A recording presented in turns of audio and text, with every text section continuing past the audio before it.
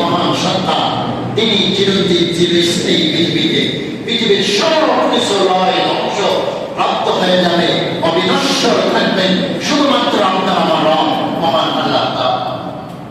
কুল্লু মান আলাইহা ফানিউ ওয়া ইয়াবকা ওয়াজহু রাব্বিকা যুল জালালি ওয়াল ইকরাম। আমার সাথে পড়েন ফাবি আইয়ি আলাইহি রাব্বিকুমা তুকাজ্জিবান। পৃথিবীর সব কিছু ধ্বংসপ্রাপ্ত হয়ে যাবে, শুধুমাত্র অবিনশ্বর থাকবেন আপনার আমার মহান সত্তা মহান আল্লাহ রাব্বুল আলামিন। একটু সেই রবের নামে জিকির করি, লা ইলাহা ইল্লাল্লাহ, লা ইলাহা ইল্লাল্লাহ, লা ইলাহা ইল্লাল্লাহ, লা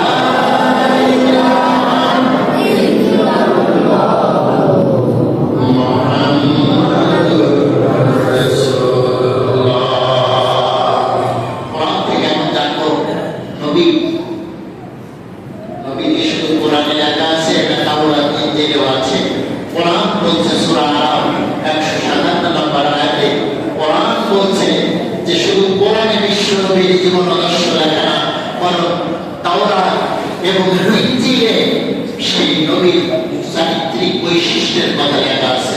সুবহানাল্লাহ বলেন। আল্লাহ রাব্বুল আলামিন বলেন আন-নাবিয়্যুল উম্মিয়্যুল্লাযী ইয়াজিদুনাহু মাকতুবান ইনদাহুম ফিত-তাওরাতি ওয়াল ইনজিল।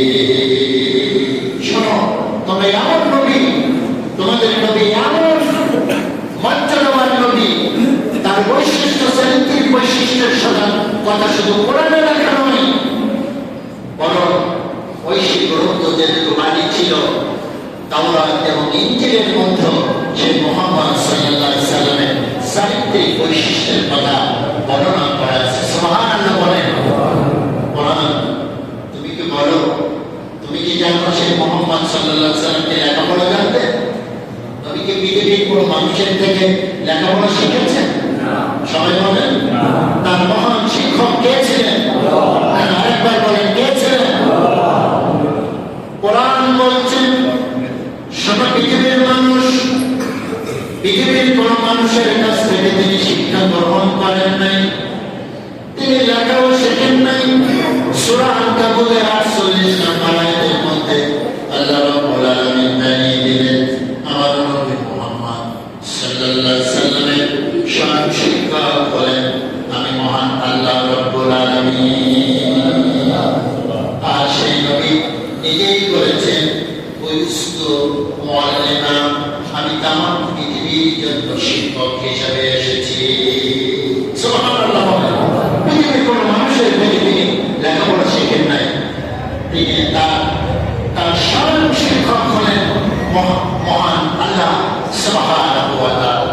তার শিক্ষককে সবাই বলেন মানে যে নবী রহমাতুল লিল আলামিন হবেন, গোটা পৃথিবীর নেতৃত্ব দেবেন, সেই নবীকে আল্লাহ তাআলা পৃথিবীর কোন মানুষের থেকে শিক্ষা গ্রহণের ব্যবস্থা করেন নাই। এটা আল্লাহ তাআলার একটা নিজাম, আল্লাহ তাআলার একটা সুন্নাহ। সুবহানাল্লাহ। যদি আরবের কোন মানুষের কাছ থেকে শিখতেন, যখন 40 বছরের নবী বলে দাবি করতেন, তখন বলতো তোমার শিক্ষক তো অমুক, ওনার কাছ থেকে তুমি শিখেছো, তুমি আবার কিভাবে নবী হও? এটা তো হতে পারে না। বরং কাফেররা বিশ্ব নবীকে নবী হিসাবে মানতে চায়, কারণ হলো তিনি মানুষের মধ্য থেকে রাসূল হয়েছেন। কোরআন তুমি বলো তোমার থেকে আমরা জেনে নেব মুহাম্মদ সাল্লাল্লাহু আলাইহি ওয়াসাল্লাম অতি মানব ছিলেন কিনা। কোরআন বলছে সূরা কাহফের ১৭ নম্বর আয়াত, কত সূরা قل إنما أنا بشر مثلكم يوحى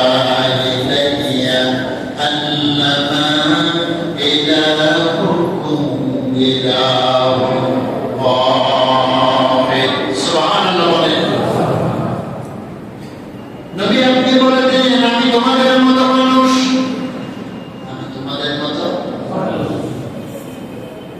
এবার দুই দল মতভেদ শুরু হয়ে যায়।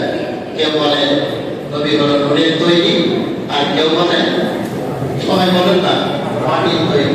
কোরআন বলছে আমি তোমাদের মতো মানুষ, আমি ঝগড়া করতে যাব না, আমি কারোর সাথে ঝগড়া করতে যাব না।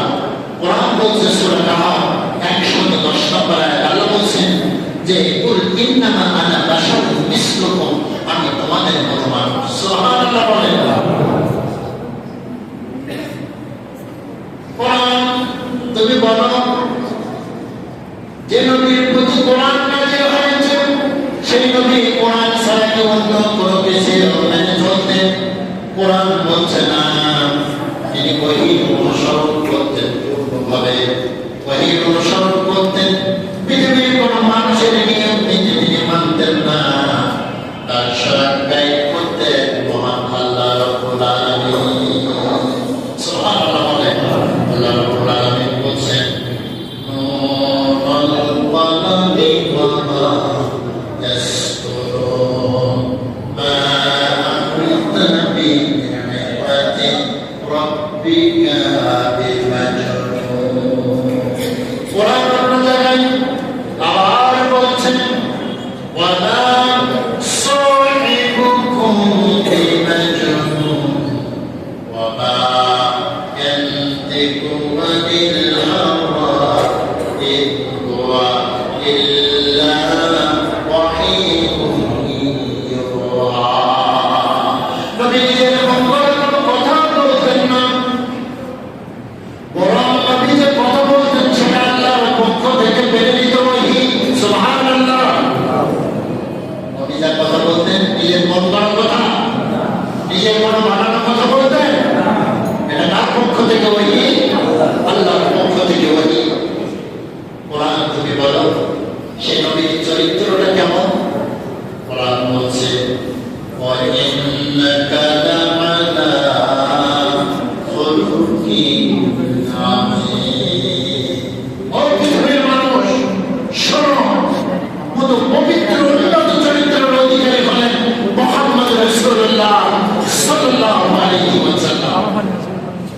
মা সাফিয়া রাদিয়াল্লাহু তাআলা তিনি বলেন আমি বিশ্ব নবীর যে পৃথিবীতে উন্নত চরিত্রের অন্য কোনো মানুষকে আমি দেখি। সুবহানাল্লাহ বলেন।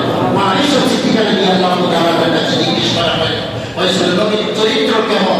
তিনি বললেন কানা খুলুকুল কোরআন, তোমরা কি কোরআন পড়ো না? কোরআনই হলো নবীর চরিত্র। সুবহানাল্লাহ। কোরআন কি নবীর চরিত্র। সম্মানিত হাজিরিন, আপনারা মনে ব্যস্ত হয়ে পড়তেছেন, আমি আমার শেষের দিকে চলে আসবো।